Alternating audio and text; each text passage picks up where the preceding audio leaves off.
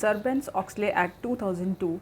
This is an important act of corporate governance and this is also an important chapter. SOS Act 2002 was passed by the US Congress on 30th of July 2002. Basically, it was named after US Senator Paul Sarbanes and US Representative Michael G. Oxley. What were the main reasons for the passing of this act? Because of a number of corporate scams and accounting scandals that happened in America, like Enron, Tyco's international scandal, and the WorldCom scam. To follow the international accounting control and auditing standards and to protect the investors.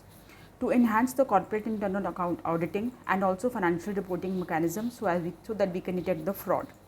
To restore the public confidence in both accounting and traded securities and ethical business practices.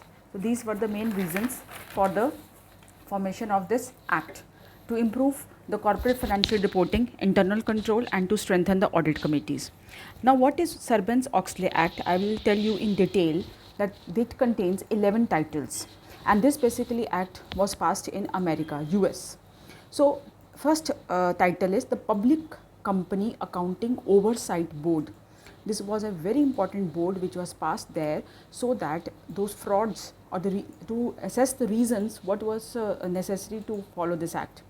Then is the auditor's independent, then corporate responsibility, enhanced financial disclosure, analyst conflict of interest, the commission resources, studies and reports, accounting and criminal accountability, white collar crime, corporate tax returns, and corporate fraud accountability. Let us go into details. SOS Act is basically concerned with the external auditors. As we have already seen the scams that both internal as well as external auditors were involved. Then the board of directors and the committees. So what is SOS Act 2002? First point is Public Company Accounting Oversight Board. What is the work of this board? Number one, they have to supervise the audit of public companies. Number two, the board should consist of 5 members each, and that too on full-time basis. Number three, what are the standards to be used by the registered accounting firms when they are preparing their audit reports? Then is the expert advisory groups which they need to form. Then is a discussion of the work, inspections, and the fair procedures. These are the main points which I have highlighted in this topic. Now next is the auditor's independence. As you very well know, the auditor must be independent. Independent means he is not having any relations with the company where he is going for audit. So what are the important provisions? Number one, approve all audit and non-audit services. As you know, auditor has to perform only audit services. But if he is performing non-audit services, then he has to disclose in the periodic reports. Because in most of the scams, the auditor was performing non-audit services which they were not disclosing in their reports. Then the lead audit partner, he must have performed the audit services for each of 5 previous years. Timely report to the audit committees. For example, GAAP. What is GAAP? Generally accepted accounting principles which the company has to follow. For example, in India, the GAAP is formed by ICI. ICI means Institute of Chartered Accountants of India, and the accounting policies. Next important is if the CEO is the Chief Executive Officer, CFO is the Chief Financial Officer, and the accounting officer who was employed during the previous year as a employee. So, because these people were also involved in the scams. The third important point is the corporate responsibility. Corporate responsibility means the responsibility of the company. So what are these? Registered public accounting firms have to report directly to the audit committee. Registered accounting firms have to report to the audit committee. These members should be independent members. And what is the treatment of the complaints? For example, if anybody has filed a complaint against the company, what the action they need to take? What are the independent advisors? And the periodic reports must be certified. So these basically are the provisions. They are concerned with the responsibility of the corporate. Corporate means the company. The next important point is the enhanced financial disclosures. Enhanced financial disclosures means what extra disclosure you need to take. For example, material accounting adjustments, annual and quarterly. Annual means 1 year and quarterly means 3 months report should be given. Even the off balance sheet items has to be enclosed. Balance sheet items means which are given in the balance sheet, for example assets and liabilities, but there are certain items which are off balance sheet, so you need to disclose that also, because most of the scams did this. Any unlawful extension of credit, if the director is given any kind of loan or credit, you must show this in your audit report. and internal control report. This was the fourth point. The fifth point is the analyst conflict of interest. Now, who is an analyst? An analyst is a person who analyzes the data of the companies and he gives his view as to which stock is better and which stock need to buy or sell. So these analysts have a conflict of interest. You must disclose that conflict in the annual reports, and plus you have to follow the amended regulations. Then comes the commission resources and the authority. Commission has the power. Now this commission means the SEC commission. As you know, in India we have SEBI, Securities Exchange Board of India, but in America it is SEC, that is Securities Exchange Commission. So this commission has certain resources and authority. Now this commission can deny privileges. Privileges means the advantages to a person who does not possess the qualification. For example, if a person is not a CA and he is doing the audit work, then they will deny the privileges. Then they can prohibit you on participation in different activities. Next, we highlight the studies and the reports. What is the meaning of studies and reports? The Comptroller General of United States shall conduct a study to find solutions to a problem. That is very important, that whatever problem occurred, for example, any scam which occurred in America, they need to find a solution for that so that it does not occur in future also. The Comptroller General should also consult with the Commission. I told you Commission means the SEC Commission. This is the Commission in US for conducting the study. The Comptroller General shall also submit a report of the study. He shall conduct a study to examine the role of credit agency. As you know, credit agencies are those agencies which give the credit rating to companies.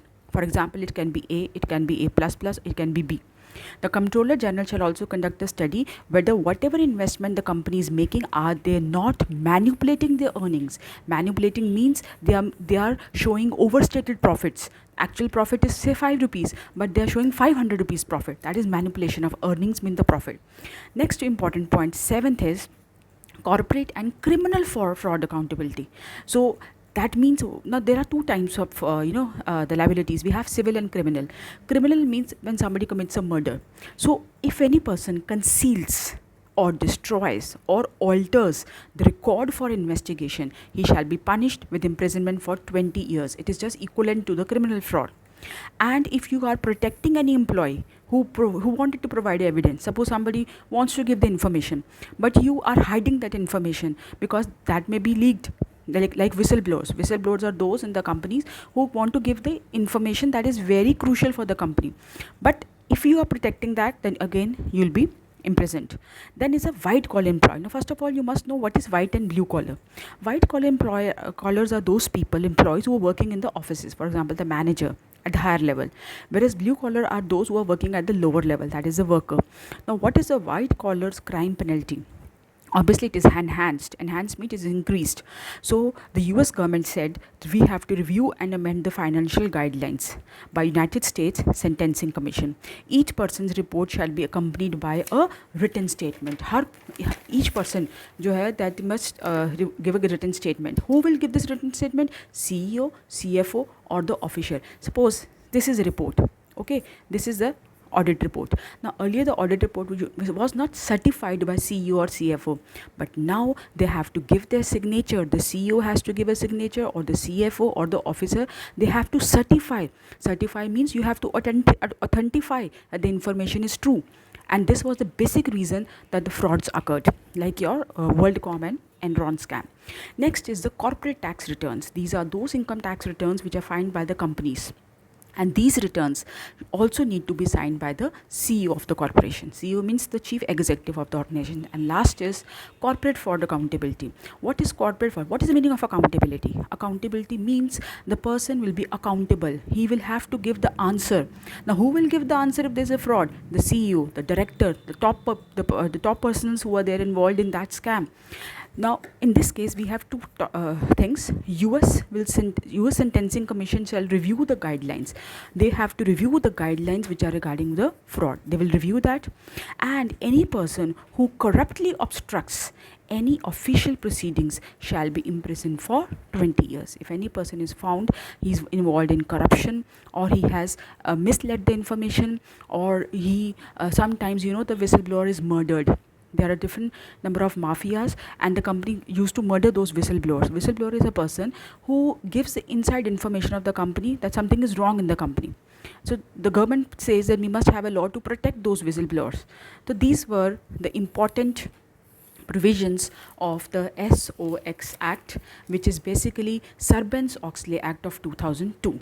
And this act was named after a US Senator whose name was Paul Sarbanes and US Representative Michael G. Oxley.